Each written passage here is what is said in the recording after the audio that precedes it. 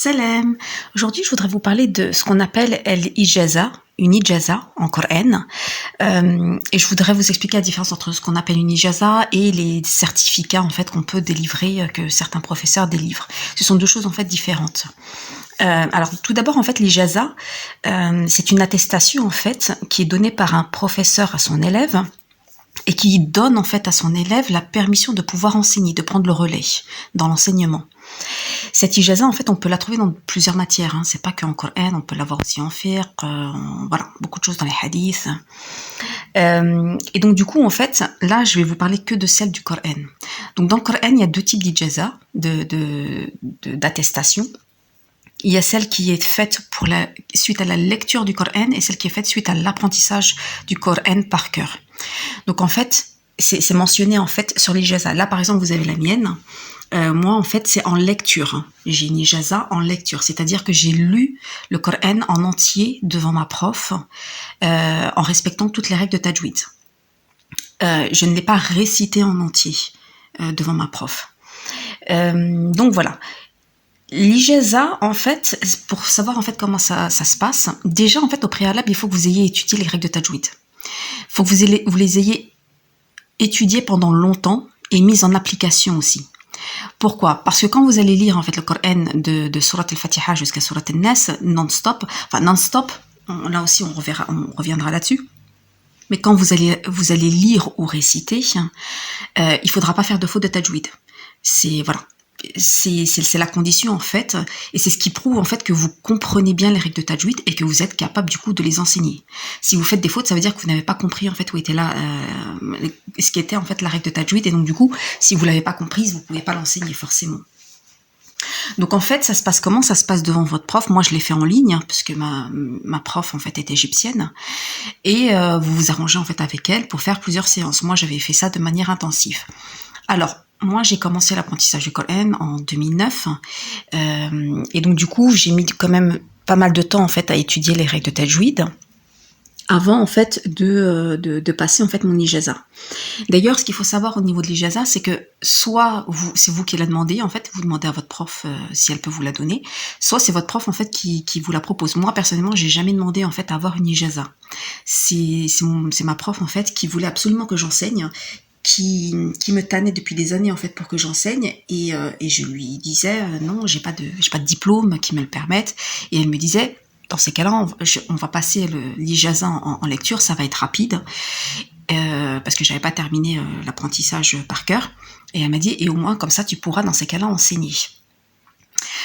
Donc du coup c'est à sa demande en fait que je l'ai fait, parce que voilà, c'est elle qui a insisté pour que j'enseigne. Donc du coup, comment ça se passe? On s'était mis d'accord ça s'était passé pendant le mois de Ramadan d'ailleurs, et on faisait cours quasiment tous les jours, matin et soir, et pendant plusieurs heures, jusqu'à ce que je termine en fait la lecture du Coran à la fin du mois de Ramadan avec elle. Voilà. Et donc ça se faisait en ligne. Et alors, ce qu'il faut, c'est que vous utilisiez un mushaf, un Coran, dans lequel il n'y a pas les règles de tajwid, il n'y a pas les codes couleurs. Il faut que ce soit un Coran en fait qui soit neutre, parce que sinon c'est de la triche.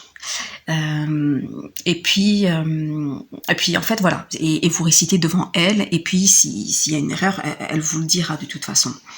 Moi, ce qu'elle faisait aussi, ma prof, pendant mon ijaza, c'est qu'elle me posait aussi des fois des questions bien pointilleuses, mais vraiment bien pointilleuses, même des fois des petites questions pièges en fait, à certains endroits en fait, et elle me demandait en fait de lui expliquer telle règle ici et là, et pourquoi est-ce qu'on dit ci, et pourquoi c'est pas comme ça, enfin voilà. Et c'était vraiment pour s'assurer que vraiment je maîtrisais vraiment toutes les règles de tajwid. Donc voilà. Comme je vous l'ai dit, en fait, il faut avoir étudié pendant longtemps, parce que les règles de tajwid, on a tendance à penser que une fois qu'on a étudié, on a suivi un cours, on a lu un livre, ça y est, en fait, on connaît tout. Non, il y a tellement de choses en fait à savoir, et ça prend tellement de temps en fait, déjà à les mettre en application, et en plus de ça, à savoir comment les expliquer. Parce qu'après, c'est pas aussi simple que ça en fait, de trouver les bons mots pour expliquer en fait à son élève la règle de tajwid. Alors après, il y a certaines personnes qui m'ont demandé en fait si elles pouvaient passer leur ijaza avec moi. Moi, je ne le fais pas. Il y a des centres en ligne qui le proposent. Donc du coup, en fait, vous prenez rendez-vous avec eux, vous discutez avec eux. Je crois qu'ils vont vous évaluer au préalable, voir un peu vos connaissances en tajwid. Et puis, au fur et à mesure, vous verrez avec eux, en fait, si c'est possible d'avoir l'ijaza ou pas avec l'enseignante. Moi, je ne le fais pas parce que c'est une lourde responsabilité.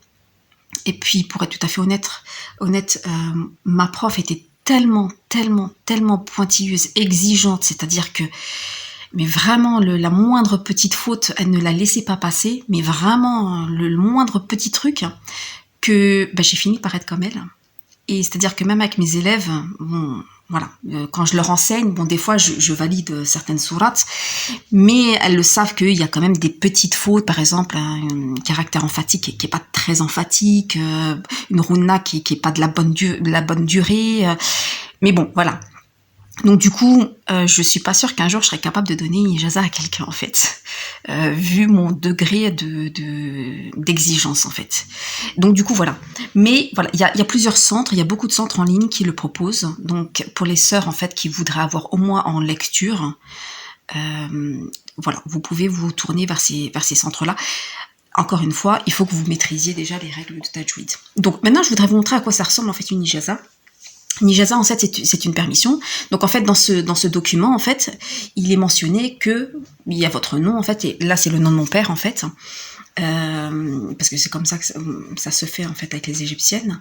Et donc, du coup, on remonte, en fait, le sanad, c'est-à-dire que ici, en fait, sur plusieurs pages, on va voir les noms, en fait, de tous les enseignants, en fait, qui ont transmis l'ijaza jusqu'à moi en fait, en commençant par le prophète sallam, en terminant par le prophète sallam, qui se trouve en fait à la fin du sanad.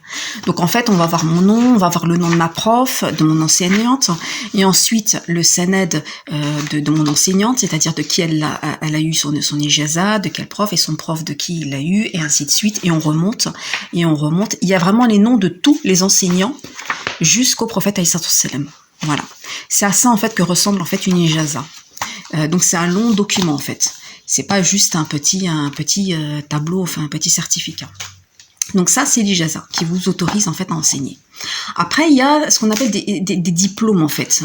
Ça ce sont juste des certificats en fait, des diplômes qui prouvent des shahada en fait, qui prouvent en fait que vous avez mémorisé. Bon là c'était celle que j'avais eue lorsque j'ai terminé Juz Amma, que ma prof m'avait donné.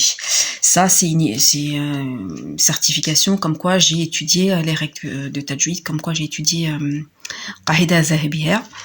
Donc voilà. Donc ça, en fait, ça dit juste en fait que vous avez mémorisé, mais ça vous dit pas en fait que vous êtes autorisé en fait à enseigner.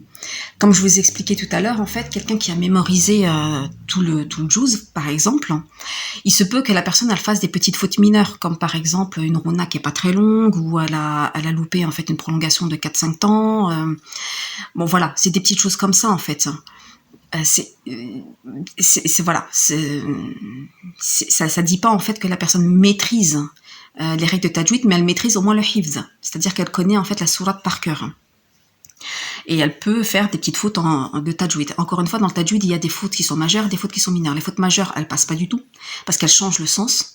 Donc là, elles sont interdites. Mais par contre, les fautes mineures, comme par exemple, on n'a pas respecté une runa à un endroit alors qu'on aurait dû, voilà, ça change pas le sens, mais ça prouve que la personne, elle n'a pas vraiment maîtrisé le tajwid comme elle aurait dû. Donc voilà, c'était juste en fait pour vous faire une petite présentation, pour vous montrer à quoi ça ressemble. Après, vous trouverez toujours, alors aussi autre chose, vous aurez souvent en fait des élèves qui n'ont pas d'ijaza, qui donnent des cours. Alors je sais qu'il y a le débat, est-ce qu'elles ont le droit, est-ce qu'elles n'ont pas le droit. Moi, ce que je me dis, c'est que j'ai déjà étudié en fait avec des professeurs qui n'avaient pas d'ijaza au tout début quand j'ai commencé. En attendant de trouver quelqu'un qui en a une, c'est bien. Il faut pas hésiter. Puis généralement, celles qui n'ont pas d'ijaza, elles ne font pas payer les cours. Donc moi je dis pourquoi pas. Tant que ça vous motive, allez-y en fait. Hein. Tout ce qui peut vous motiver à apprendre le Coran, allez-y. Mais c'est vrai qu'il vaut mieux étudier auprès d'une enseignante en fait qui maîtrise les règles de tajwid, qui les comprend, qui est capable de vous les expliquer. Parce que là vous êtes sûr en fait qu'elle passera tout en fait à la loupe.